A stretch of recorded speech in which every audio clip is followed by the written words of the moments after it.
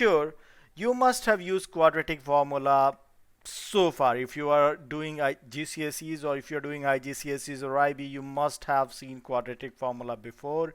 And this is such a handy tool that comes really to our help when we are not able to solve a quadratic equation by factorization method.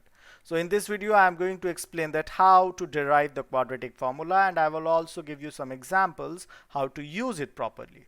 So any quadratic equation in this world can be rewritten as that ax square plus bx plus c is equal to 0. An important thing to consider here is that a, b, c are real numbers and a is not equal to 0. Since a is not equal to 0, it implies that I'm going to divide this entire equation by a. So that will give me x square plus b over ax plus c over a is equal to 0, because 0 divided by a, which is a non-zero number, will be 0 only. Next step, it implies that this symbol that I use most of the time in my class, this actually means it implies that, and whenever we are solving an equation or an inequality, we should be using it.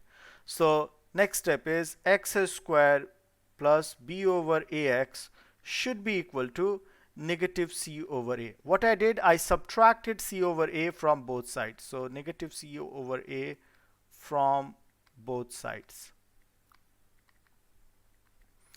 Next, so for this derivation, I am actually going to use completing the square method. So the first step would be to complete a square. I should be able to get a whole square here in this expression or in this equation, and then I will be solving for x, and hence I will derive the quadratic formula.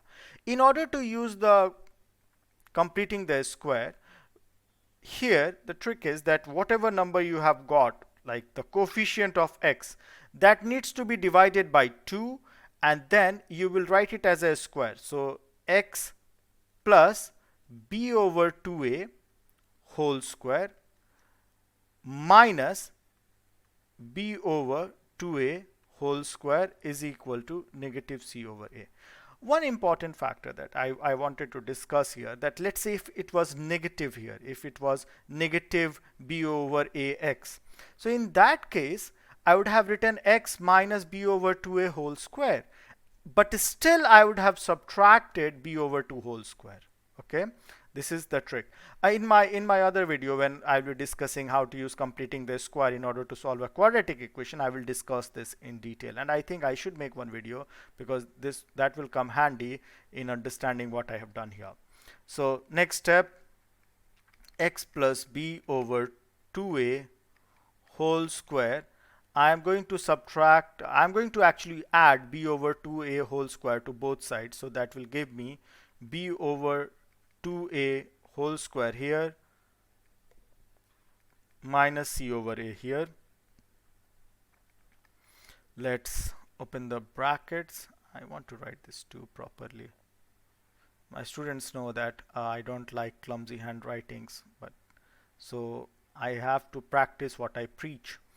So here we have got x plus b over 2a whole square is equal to b square over 4a square minus c over a. So let me scroll it up a little. Here I want to have a common denominator, and in order to have the common denominator on the right hand side, I'm going to make it 4a square. And if I'm going to make this 4a square, it means that this denominator needs to be multiplied by 4a, and this numerator needs to be multiplied by 4a. So this will give me b square minus 4ac. And here I have got a square, completed a square, x plus b over 2a whole square. Now I am going to the second step of the method is going to be implemented now. So we are going to take the square root of both sides. So if you are going to take the square root of both sides, one of the very common mistake that I have seen while marking actually board papers, what I have seen is that the students miss out this plus and minus. Remember, if you are having 4, there are two numbers whose square can be 4, the number 2 as well as negative 2, because both of their square can be equal to 4. So we do not know that what actually the square root of 4 would be. That's why I have to consider the case plus and minus. If you are solving x square is equal to 4, you can't be sure that x is equal to 2 or x is equal to minus 2. So you should consider both the cases. So that's why I must write plus and minus. So that will give me 4a square b square minus 4ac. And then the next step, I will be solving for x. In order to solve for x, I have to subtract negative b over 2a from both sides. So x is equal to negative b over 2a plus and minus. I can take the square root of the denominator, and you will see why I am doing that, because 4a square is nothing but just 2a, and that plus and minus is will be taken care of, so don't worry about that. Next step, x is equal to 2a minus b plus minus root under b square minus 4ac. So ladies and gentlemen, that's your quadratic formula. Okay, this is your quadratic formula that we just derived. So in this channel, I just don't want you to learn the tricks, but I also want you to understand the maths and the logic behind it, that how someone has got this quadratic formula. So this quadratic formula actually originates in the ancient Hindu text of Brahmagupta, and he has got credit for having a formula that he has derived for solving quadratic equations. Now, this quadratic formula can be found in the formula booklet of IB as well as IGCSE and GCSE. So let's take one example of a question where we are going to implement it. So let's take an example.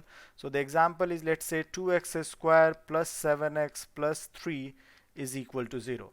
So as per the quadratic formula, I should do minus b plus minus root under b square, so that's 49 minus 4ac, so 4 times 2 times 3 over 2a, which is going to be 4. X is equal to minus 7 plus minus root under 49 minus, so this will give me 6 4s are 24 divided by 4. Oh, this comes out to be a whole number. That's fantastic. I like whole numbers. Again, it implies that minus 7 plus minus root under 25 over 4. And I swear I just made up this example and I'm getting actually a perfect square. So I am actually very happy. Else we have to take out our calculator to find out this is square root.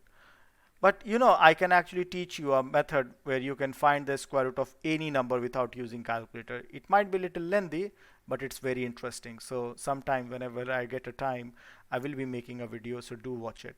So here there are going to be two solutions, as we have discussed that any square, this is a quadratic equation, so it means we should have two solutions. That the fundamental theorem of algebra, that the degree of the polynomial determines that how many real root or how many roots that a polynomial should have, and this is the one concept which is being used in introducing the complex numbers as well. So I will get two solutions. So my solution 1, x1 would be negative 7 negative 5 over 4. I must subtract 5, and the second solution would be negative 7 and I'm adding 5 to it, and I will solve. I will get negative 3, so negative 12 over 4 is 3, and x2 gonna be negative 1 over 2. So there are two solutions that we got, negative 3 and negative 1 over 2, which are the solution of this quadratic. So I hope this example made sense to you, and this video added some value for your understanding. And yeah, I will be making a video to how to find a square root of any number. Also one more video on completing the square method. If you have any further suggestion, any questions, any doubt, please feel free to comment it in the comment